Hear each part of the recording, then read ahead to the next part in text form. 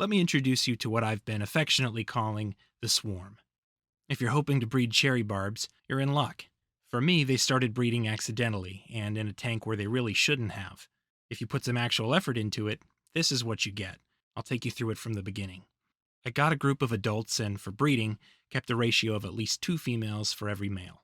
They're very easy to sex if you can't tell.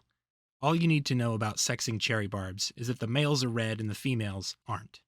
Females also end up noticeably larger once they're mature, and as I found out, can carry a large number of eggs at one time. I spent some time conditioning the fish with live foods before trying to breed them, mostly brine shrimp and daphnia, and as you can tell by the shape of these females, it worked well to prepare them for large spawns. Cherry barbs aren't picky, I've noticed. You can give them flakes, pellets, the rest of your sandwich. They'll eat just about anything. But these fish, these have a special look that fish only get when they eat things that had a family. The last time I bred an egg scattering fish, I used some false bottom egg traps, but this time I wanted to try another popular approach, which is to cover the tank bottom in gravel. The idea here is that as the adults spawn, they scatter eggs all over the place and they fall into the spaces between the gravel where they won't get eaten. I also added a large mass of moss and algae to the tank, assuming that barbs probably prefer to spawn in plants. That turned out to be true. For cherry barbs, there don't seem to be any triggers, any prerequisites to spawning.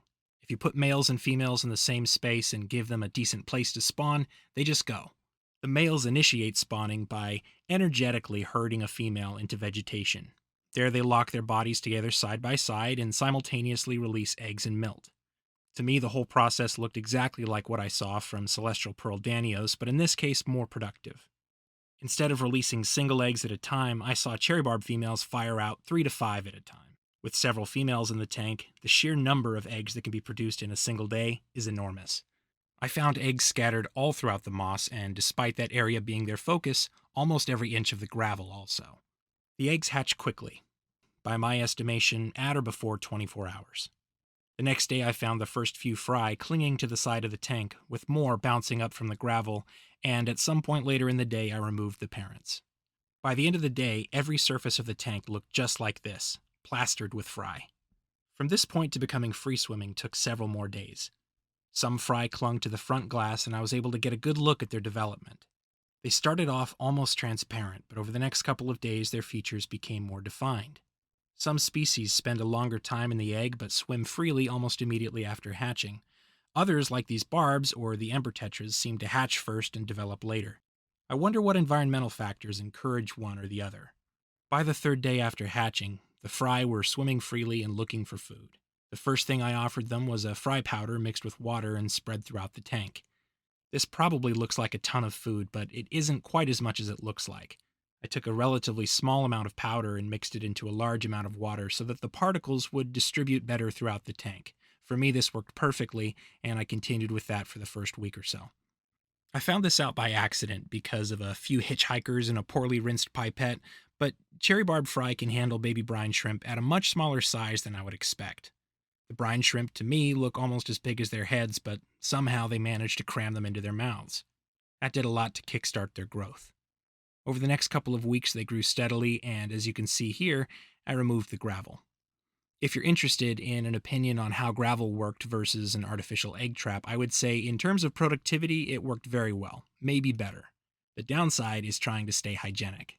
There were hundreds of eggs laid in this tank, and even with a good fertility rate, the sheer number of infertile and fungused eggs quickly made the gravel disgusting, for a lack of a better word.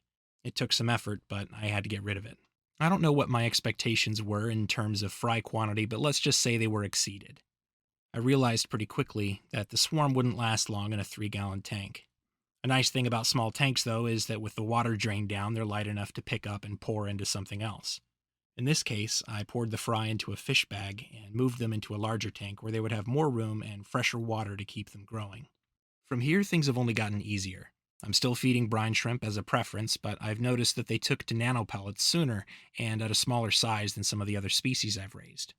Right now they're in a 20-gallon tank, but I still think they would be better off with more water, so I'm thinking I'll move them out to one of my larger tanks in the next week or so. I've made no attempt to count how many I have here, but I'm guessing somewhere between 200 and 300. Enough to stage a rebellion, so if I suddenly go missing, blame the fish. Like I said in the beginning, if you want to make some cherry barbs, I think you're in luck. To me, they seemed exceptionally easy, and if I was asked for a recommendation of a good egg scattering fish to start with breeding, I would probably say cherry barbs. So if that's you, I say good luck and keep a close eye on them because they're crafty. That'll be it for this one. Thanks for watching, and I'll see you next time.